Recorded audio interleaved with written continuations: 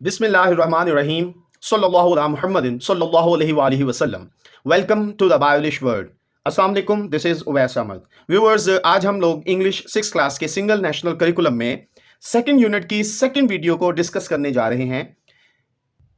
हमारा second unit है ईद उल फित्र. हम ईद उल फित्र के फर्स्ट वीडियो में यानी कि जो ट्रांसलेशन पर मुश्तमिल थी उसमें हम लोगों ने pre reading questions, while reading questions, post reading questions discuss किए. उसके अलावा ट्रांसलेशन डिस्कस की. आज हम जब इसकी सेकंड वीडियो करने जा रहे हैं इस यूनिट की, वो है इसकी एक्सरसाइज पर मुश्तमिल. एक्सरसाइज की वीडियो देखने से पहले मेरी एक आप लोगों के लिए सजेशन ये है कि ट्रांसलेशन की वीडियो पहले देख ली जाए. उससे ये होता है कि बहुत सारे ऐसे सवालात होते हैं जो ट्रांसलेशन से ज़्यादा अच्छे से समझ आते हैं अगर आपने ट्रांसलेशन रेडी की हो तो उस वीडियो का लिंक जो है वो मैं डिस्क्रिप्शन में दे रहा हूँ. तो पहले आप वो वीडियो मुलाहिज़ा फरमा लें, उसके बाद एक्सरसाइज की वीडियो पे आएँ तो ज़्यादा बेहतर होगा. तो बढ़ते हैं आज हम एक्सरसाइज पर.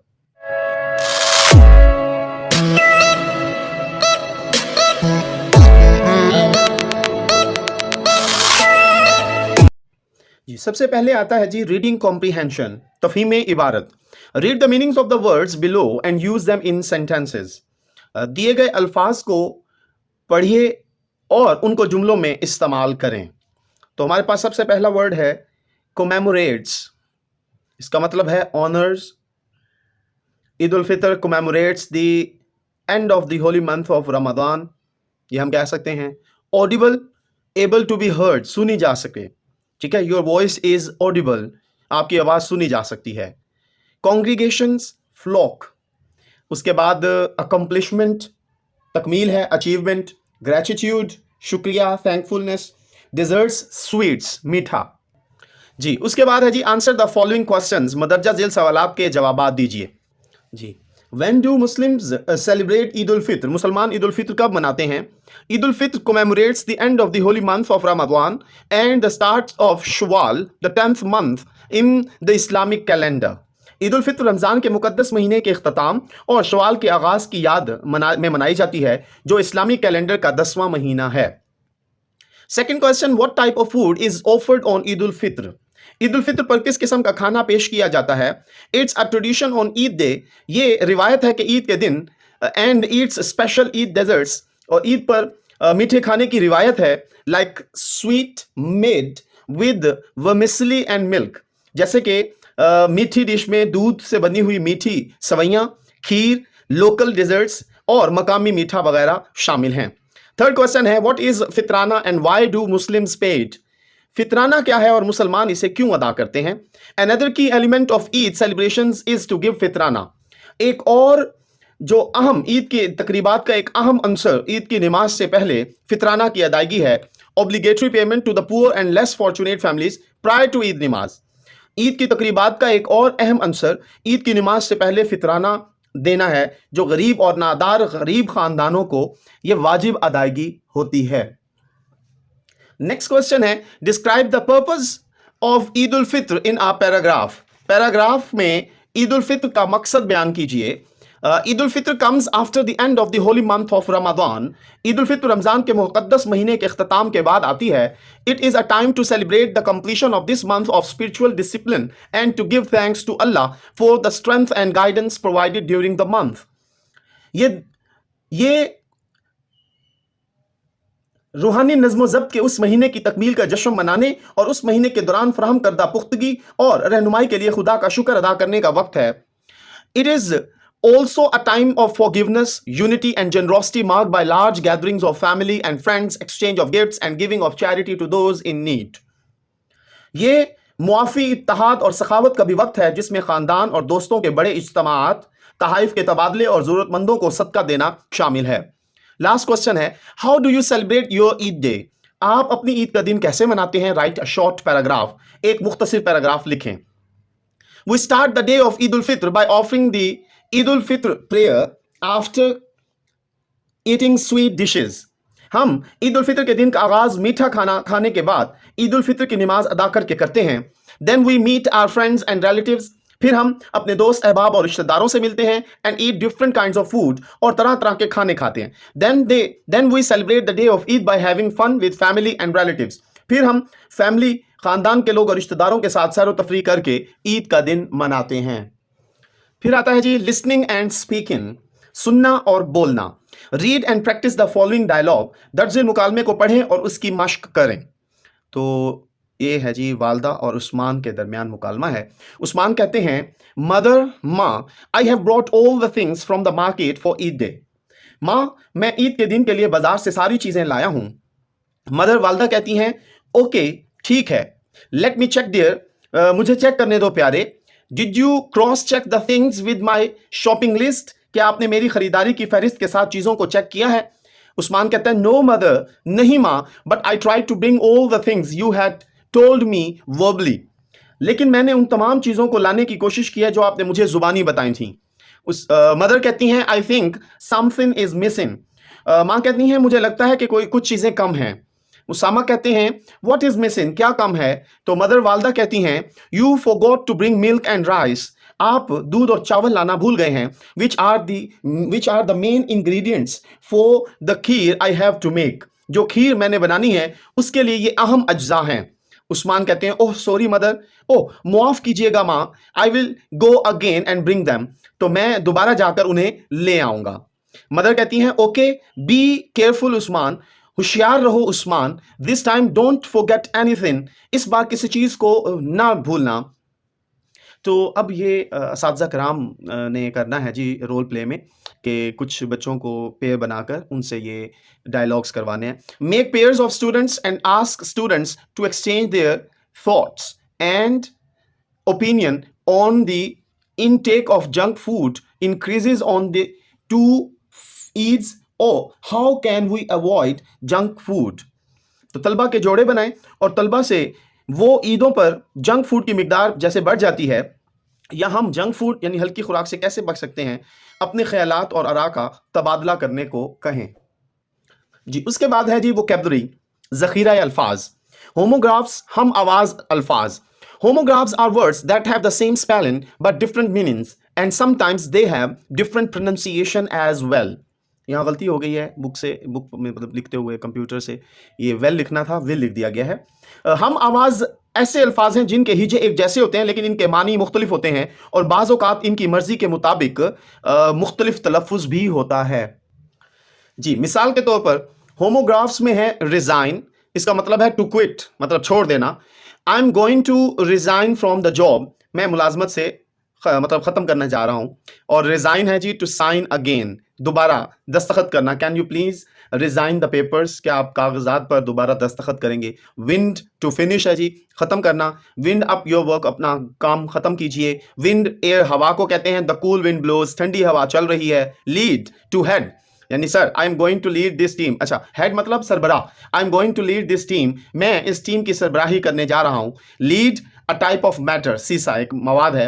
The lead of my pencil is broken, यानी मेरी पेंसिल का जो सीसा है, सिक्का है, वो टूट गया है जी। नेक्स्ट है जी प्रोनाउंस द फॉलोइंग होमोग्राफ्स। मदरजज़िल, हम अल्फाज का तलफ़ुज़ करें and make 2 sentences from each word in a pair of homographs, और इन अल्फाज के जोड़े में हर लफ्ज़ से 2 जुमले बनाएं जी। हमारे पास पहला वर्ड है जी bass. It sounded like a bass drum when she hit the ground, ठीक है जी, आवाज़ है जी ये।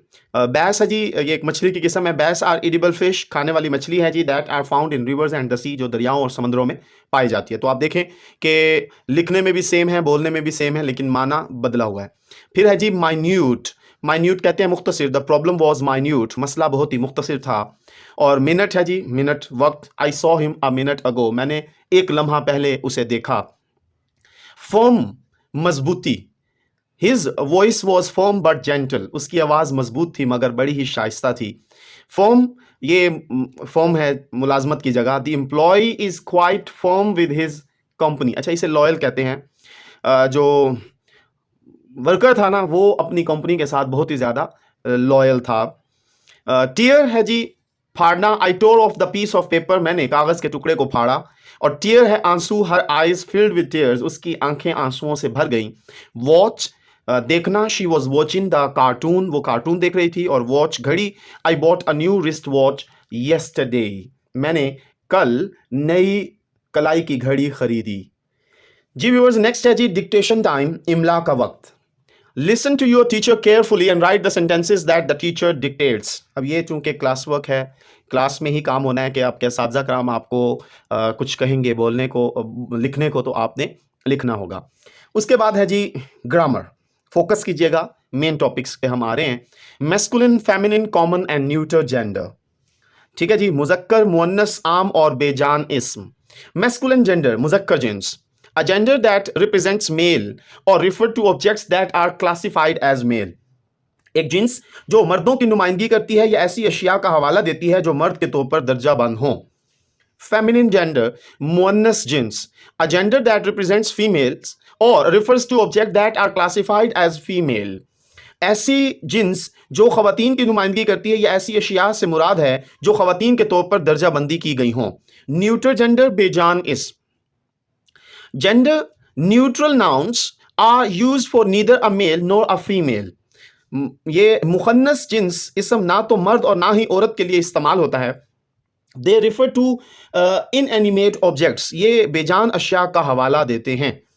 फिर लास्ट पे है जी कॉमन जेंडर, मुश्तरका जेंडर। इसमें क्या है जी, common gender nouns are use for both males and females. मुश्तरका मुजक्कर मुअन्नस मर्द और ख़वातीन दोनों के लिए इस्तेमाल होते हैं। तो ये देखें, मुलाहिज़ा फरमाएं, ये मैस्कुलिन जेंडर में आता है बुल, बैल, ग्रैंडफादर और विज़र्ड, जादूगर। और फेमिनिन जेंडर में आती हैं जी काऊ, गाय, ग्रैंडमदर, दादी और विच, चुड़ैल। जी कॉमन जेंडर, इसमें टीचर हैं जी, बेबी और नेबर। और न्यूटर जेंडर में है जी रोप, रस्सी, बुक, किताब और हैट, टोपी। अच्छा जी, read the following nouns and write them under their respective headings. अब मंदरजा झेल नाउन जो हैं हमने वो पढ़ने हैं और उन्हें फिर अपने हेडिंग के अंदर मुतलका उन्वान के तहत लिखना है।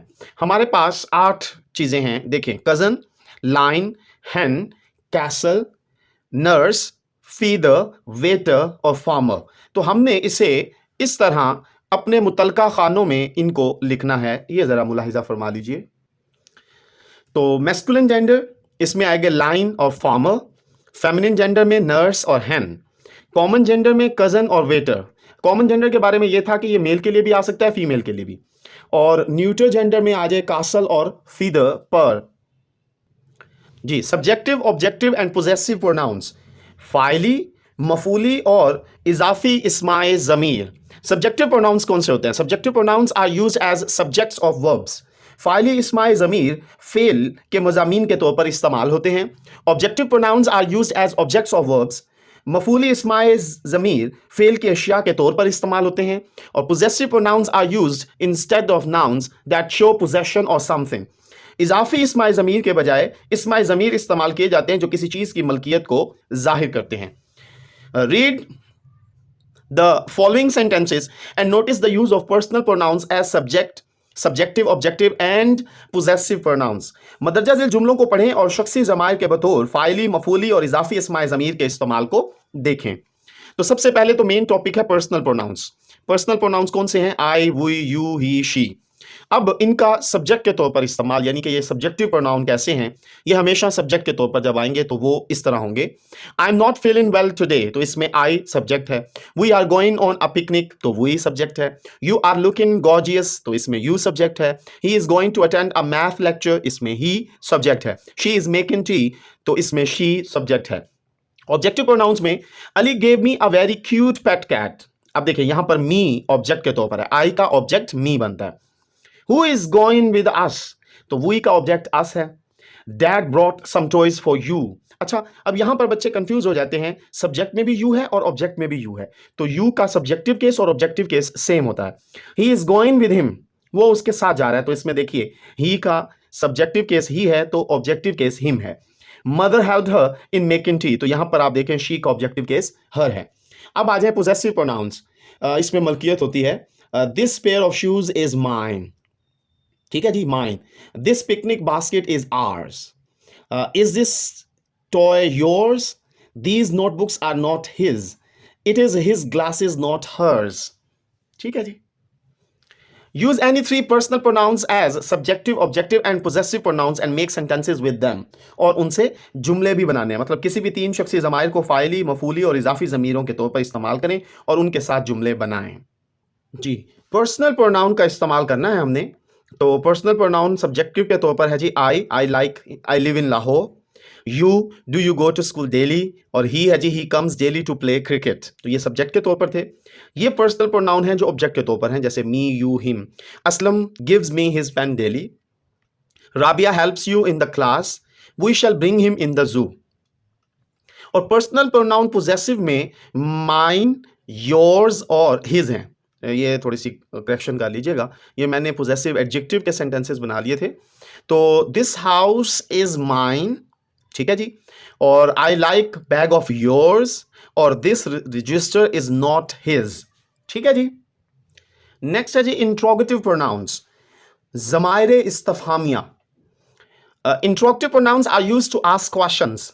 सवाल पूछने के लिए ज़माइर इस्तफहामिया इस्तेमाल किए जाते हैं। Usually interrogative pronounce come at the start of the sentence. आमतौर पर इस्तफहामिया इस्माए ज़मीर जुमले के शुरू में आते हैं। Question and with the question mark, और सवालात सवालिया निशान के साथ ख़त्म होते हैं। एग्जाम्पल है जी, who is your favourite national leader, आपका पसंदीदा कौमी रहनुमा कौन है। हुज पेन इज दिस, ये किसका कलम है। वेयर आर यू गोइंग, आप कहाँ जा रहे हो। Which way did you choose, आपने कौन सा रास्ता चुना। जी नेक्स्ट है जी make interrogative sentences with the following interrogative pronouns. दर्जेल ज़माइर इस्तफहामिया के साथ सवालिया जुमला बनाएं। हाउ, व्हेन, हुम, व्हाट और व्हाई। ये ज़रा मुलाहिजा फरमा लीजिए जी। पहला वर्ड है जी हाउ, इससे जुमला बनेगा जी how do you open this, आपने इसे कैसे खोलते हैं। when did you finish your homework, आप अपना ज़िम्मिया काम कब ख़त्म करते हैं। whom did you see yesterday, आपने किसे देखा कल। what, क्या, what kind of music do you like, किस किस्म की मौसीकी आप पसंद करते हैं। और लास्ट पे है why are so scared of me, मैं इतना खौफज़दा क्यों हूँ। जी नेक्स्ट है जी डिमॉन्स्ट्रेटिव प्रोनाउंस, ज़माइर इशारा। Demonstrative pronouns are used to show or point out something. ज़माइर इशारा किसी चीज़ को दिखाने या बताने के लिए इस्तेमाल होते हैं। That is objects, people, animals, etc, यानी अशिया, लोग, जानवर वगैरह। फॉर एग्जाम्पल, मिसाल के तौर पर दिस, दैट, दोज, दीज। मिसाल के तौर पर दीज, दोज, दिस, दैट। अच्छा, यहाँ पर मैं आपको थोड़ा सा क्लियर करूँ कि ये दिस और दीज जो है ये करीब की चीज़ों के लिए है, दैट और दोज जो है ये दूर की चीज़ों के लिए। दिस सिंगुलर थिंग के लिए है, ऑब्जेक्ट के लिए, और दीज प्लूरल ऑब्जेक्ट्स के लिए, जबकि दैट सिंगुलर ऑब्जेक्ट के लिए है और दोज प्लूरल ऑब्जेक्ट्स के लिए। देखिए, सिंगुलर के लिए दिस, प्लूरल के लिए these. Close to the speaker, यानी बोलने वाले के करीब पड़ाओ, और far from the speaker, speaker बोलने वाले से दूर, तो दैट सिंगुलर के लिए और दोज प्लूरल के लिए। एग्जाम्पल देखिए, लुक एट दिस, ये देखो, इशारा। That looks like a fox, वो तो लूमड़ की तरह दिखाई देती है। There are many flowers, do you like this, बहुत सारे फूल हैं, क्या आप पसंद करते हो। महा वेयर्स द मदर्स क्लॉथ्स, महा अपने वालदा के कपड़े पहनती है। She looks odd in those, वो इनमें बड़ी अजीबो गरीब दिखती है। Make 8 sentences using demonstrative pronouns in your notebook. अपनी कॉपी में ज़माइर इशारा का इस्तेमाल करते हुए 8 जुमले बनाएं। ये मुलाहिजा फरमा लीजिए जी। फर्स्ट सेंटेंस है, this man can help you, ये आदमी आपकी मदद कर सकता है। I don't like this dish, मैं ये डिश पसंद नहीं करता।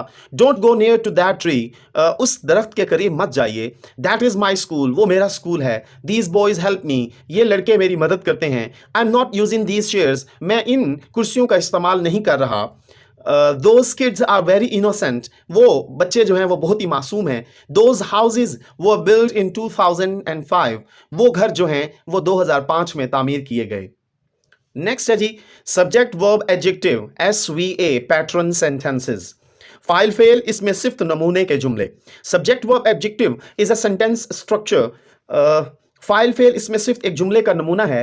Where the object comes first, जिसमें फाइल पहले आता है।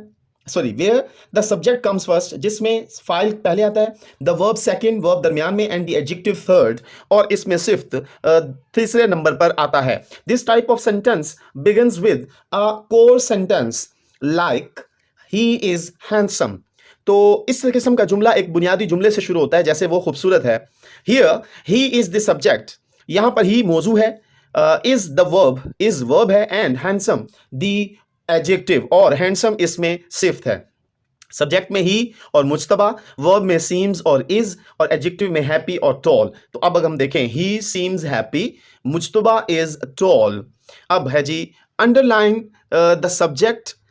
ठीक है जी, हमने क्या करना है जी, सब्जेक्ट फाइल को खत कशीद करना है, इनसर्कल द वर्ब, फेल को दायरा लगाना है, and tick the adjective in the following sentences, और मदरजे जुमलों में इसमें सिर्फ पर गुड का निशान लगाना है। तो देखें, शी हमारा सब्जेक्ट है, मैंने उसे अंडरलाइन किया, वॉज वर्ब है, उसे मैंने सर्कल दिया, और सिक को एडजेक्टिव है, उसे मैंने टिक किया। इसी तरह ही रैन फास्ट में ही सब्जेक्ट है, अंडरलाइन किया, रैन वर्ब है, उसे सर्कल किया, और फास्ट एडजेक्टिव है, उसे मैंने टिक किया। ही इज इंटेलिजेंट में ही हमारा सब्जेक्ट है, इज हमारा वर्ब है, उसे मैंने सर्कल किया, और इंटेलिजेंट हमारा एडजेक्टिव है, उसे मैंने टिक किया। द ट्रक इज बिग, तो द ट्रक जो है वो हमारा सब्जेक्ट है, इज हमारा वर्ब है, और बिग हमारा एडजेक्टिव है, इसलिए मैंने उसी एतबार से सब्जेक्ट को अंडरलाइन, वर्ब को सर्कल और एडजेक्टिव को टिक किया है। और इसी तरह लास्ट सेंटेंस में भी यही है, द वर्कर्स सब्जेक्ट है इसलिए अंडरलाइन किया, आर हमारा वर्ब है इसलिए मैंने उसे सर्कल किया, और लेजी हमारा एडजेक्टिव है और उसे मैंने टिक कर दिया। नेक्स्ट है जी टेंसेस, जमाने। सिंपल प्रेजेंट टेंस, फेल हाल, ठीक है जी, जमाना फेल हाल या सादा। We use the simple present tense when an action takes place in the present time or when it happens regularly. हम इब्तदाई फेल हाल ज़माने का इस्तेमाल करते हैं जब कोई अमल मौजूदा वक्त में होता है या जब ये बाकायदगी से होता है, which is why sometimes we call it present indefinite tense. इसी वजह से बाज़ औक़ात हम उसे फेल हाल मुतलिक कहते हैं। अब affirmative sentences स्ट्रक्चर है, यह मुस्बत जुमले की बनावट। इसमें सबसे पहले सब्जेक्ट आता है, वर्ब यानी प्रेजेंट फॉर्म आती है, वर्ब की फर्स्ट फॉर्म, एस और ईएस का इजाफा होता है, प्लस ऑब्जेक्ट यानी मफूल आता है। We play outside after school every day, तो वही सब्जेक्ट है, प्ले हमारा वर्ब है, अब वही के साथ एस और ईएस का इजाफा नहीं होता, outside after school every day, और ये हमारा बाकी रिमेनिंग पोर्शन है। उसके बाद नेगेटिव स्ट्रक्चर, सेंटेंस स्ट्रक्चर है, मनफी जुमले की बनावट। इसमें सबसे पहले सब्जेक्ट आता है, फिर हेल्पिंग वर्ब आता है डू डज, फिर नॉट, और वर्ब आता है जी, वर्ब की फर्स्ट फॉर्म होती है, और ऑब्जेक्ट होता है, जैसे कि we do not play outside after school every day. ठीक है जी, और लास्ट पे है इंट्रोगेटिव सेंटेंस स्ट्रक्चर, सवालिया जुमले का नमूना। डू डज, इसमें हेल्पिंग वर्ब शुरू में चला जाता है, फिर सब्जेक्ट फाइल आता है, फिर वर्ब यानी वर्ब की फर्स्ट फॉर्म, ऑब्जेक्ट, और लास्ट पे क्वेश्चन मार्क भी आता है। तो do they play outside after school every day, तो यहां पर देखें ये क्वेश्चन मार्क दिया हुआ है, क्या वो कल स्कूल के बाद बाहर खेलते थे। ठीक है, तो अब हम इसको जब पास्ट में लेके जाएंगे तो फिर ये पास्ट टेंस हो जाएगा। अच्छा, अब यहां पर आप जरा मुलाहिजा कीजिए, लर्न इट, इसे सीखना है। Does is used for singular nouns, subject यानी कि डज सिंगुलर के साथ, do is used for plural noun और सब्जेक्ट्स, डू प्लूरल के साथ, and it used for I and you as well. ठीक है जी, और डू जो है वो आई और यू के साथ भी इस्तेमाल होता है। ठीक है जी। अच्छा, अब देखिएगा, चूज द करेक्ट ऑप्शन, हमने दुरुस्त इंतखाब करना है ऑप्शन का। आई प्लेज फुटबॉल एवरी सैटरडे, अब देखें आई के साथ हमने एस और यस का इजाफा नहीं करना, तो प्ले ठीक है। फिर है जी do does they listen to rap music, अब यहां पर देखिए दे आ गया, इसके साथ डू आएगा। फिर है जी Majid don't does not set the table, तो माजिद सिंगुलर है इसलिए डज नॉट होगा। We sometimes goes to the park, तो इसमें गो आएगा वी की वजह से। I don't does not watch television after 9 PM, तो इसमें आई है तो डोंट आएगा। They often visits their grand parents on the weekends, तो विजिट आएगा। Do does she like mangoes, तो इसमें डज आएगा क्योंकि शी है, सिंगुलर है। My rabbit third person singular है। My rabbit always eats very fast, तो रैबिट जो है वो भी थर्ड पर्सन सिंगुलर है इसलिए उसके साथ भी ईट्स आएगा। Do does Amna travel abroad every year, अब इसमें आमना जो है ये थर्ड पर्सन सिंगुलर है इसलिए डज आएगा। और साद डोंट और doesn't play computer games on Saturday, तो साद भी सिंगुलर है इसलिए इसके साथ हम क्या करेंगे जी, डजंट इस्तेमाल करेंगे। आगे बढ़ेंगे जी सिंपल पास्ट टेंस में। Simple past tense tells us about the action that takes place in a time before the present time. इब्तदाई ज़माना माजी हमें इस अमल के बारे में बताता है जो मौजूदा वक्त से पहले किसी वक्त की मुद्दत में होता है। अब इसमें अफर्मेटिव सेंटेंसेस हैं जी, subject plus verb past form क्या होती है, सेकंड फॉर्म, प्लस ऑब्जेक्ट, और इसमें ऑब्जेक्ट आता है। We played outside after school yesterday, तो इसमें आप देखिए ये प्लेड सेकंड फॉर्म यूज हुई है, सब्जेक्ट सेकंड फॉर्म और फिर उसके बाद ऑब्जेक्ट और रिमेनिंग पार्ट।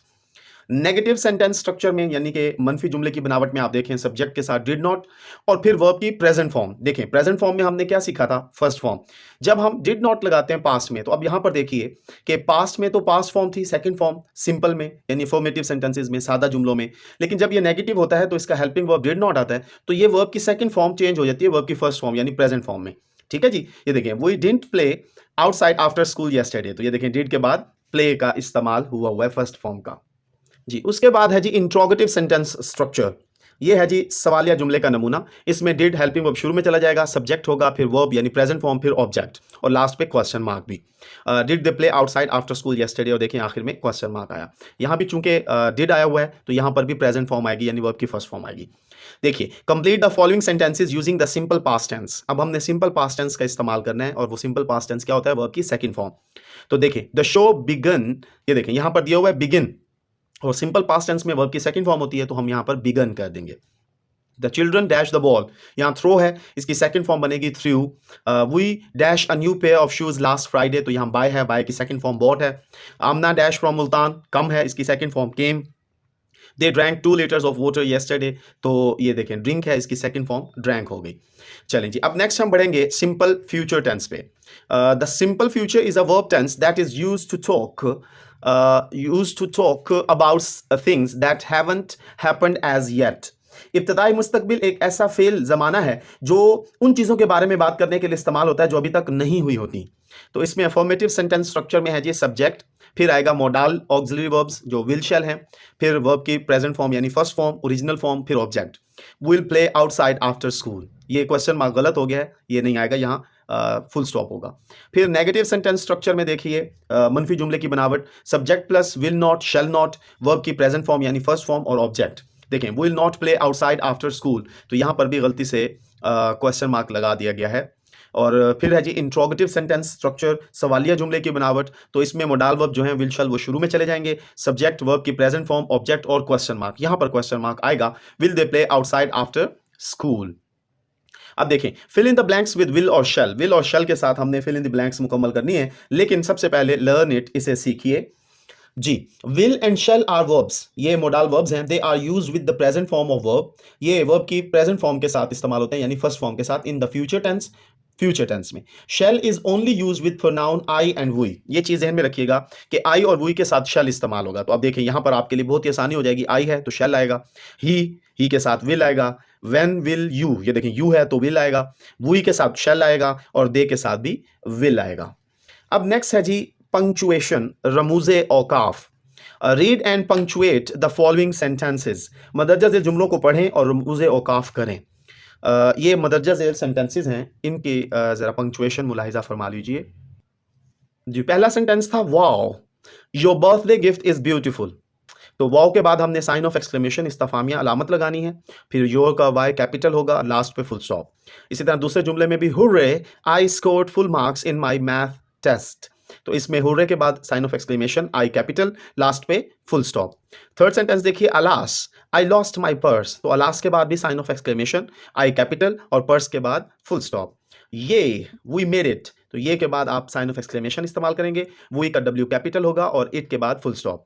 और लास्ट है जी well done what a great job, तो वेल डन के बाद भी साइन ऑफ एक्सक्लेमेशन, व्हाट का डब्ल्यू कैपिटल और लास्ट पे फुल स्टॉप इस्तेमाल होगा जी। नेक्स्ट है जी राइटिंग स्किल, लिखने की महारत। सबसे पहले लर्न इट, एक्सक्लेमेशन मार्क ये इस्तफामी अलामत is use with the sentences, जुमलों के साथ इस्तेमाल होती है, which shows some strong emotions और फीलिंग्स, जो कुछ मजबूत जज्बात या एहसासात को जाहिर करते हैं। फॉर एग्जाम्पल मिसाल के तौर पर wow the kitten is so cute, wow बिल्ली का बच्चा बहुत प्यारा है, ouch it's hurting me, ouch ये मुझे तकलीफ दे रहा है।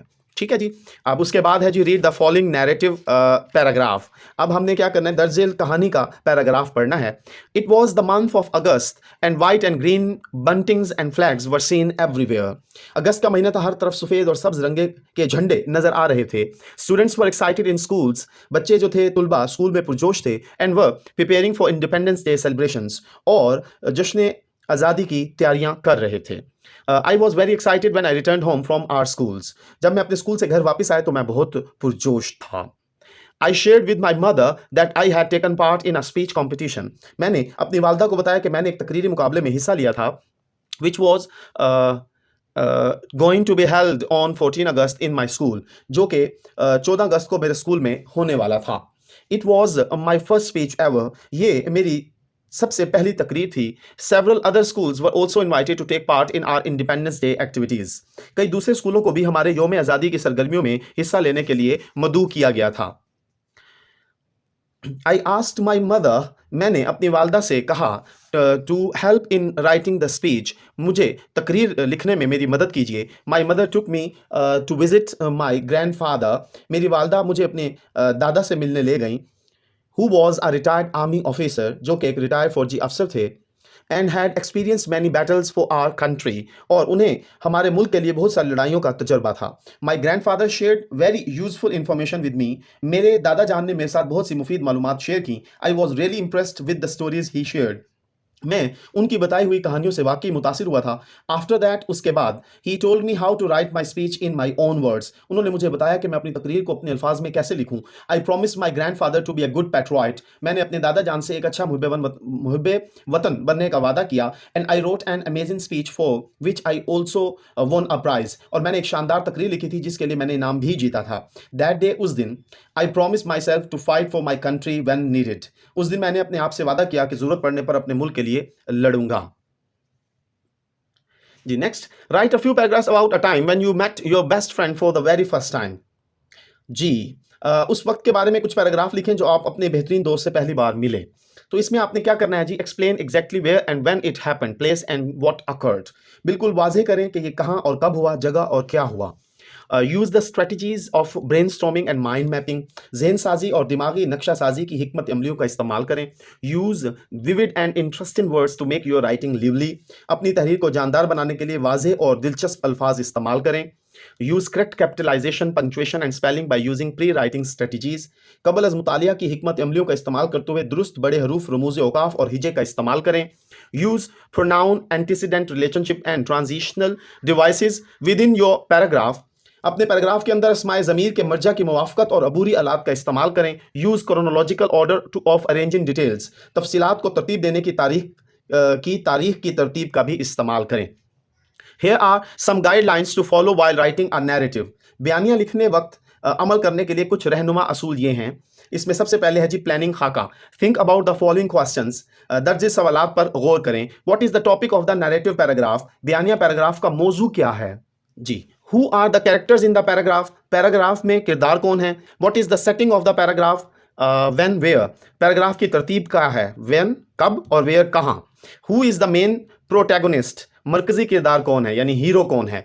What is the main idea, event and problem of the story, कहानी का असल ख्याल, वाकया और मसला क्या है. फिर आएंगे जी ड्राफ्टिंग पे, मुसवदा तैयार करने पे. Write the heading on top of the page, तो मुसफ़े के ऊपर सुर्खी लिखेंगे आप. Organize the events in the right order, वाकयात को सही तरतीब में तरतीब देंगे. Use simple past tense in narrative writing, बयानिया तहरीर में सादा माजी ज़माना का इस्तेमाल करेंगे. Use appropriate vocabulary to show the characters feelings, किरदारों के जज्बात को जाहिर करने के लिए मुनासिब ज़ख़ीरा अल्फाज का इस्तेमाल करेंगे. और लास्ट पे है रिव्यूइंग, जायज़ा. Keep in mind the following points when reviewing your draft, अपने मुसवदे का जायजा लेते वक्त दर्ज नुकात को जहन में रखें. Number 1, the writing must contain all features, for example heading, character, setting, की details, main idea and ending. तहरीर में तमाम खसूसियात मसलन सुर्खी, हरूफ, तरतीब, अहम तफसीलात, मरकजी ख्याल और इख्तिताम का होना ज़रूरी है. Proofread the final draft to check for any errors and make necessary corrections, किसी भी गलती की जांच करने और ज़रूरी तसीह करने के लिए हतमी मुसवदे की तसीह इमला करें.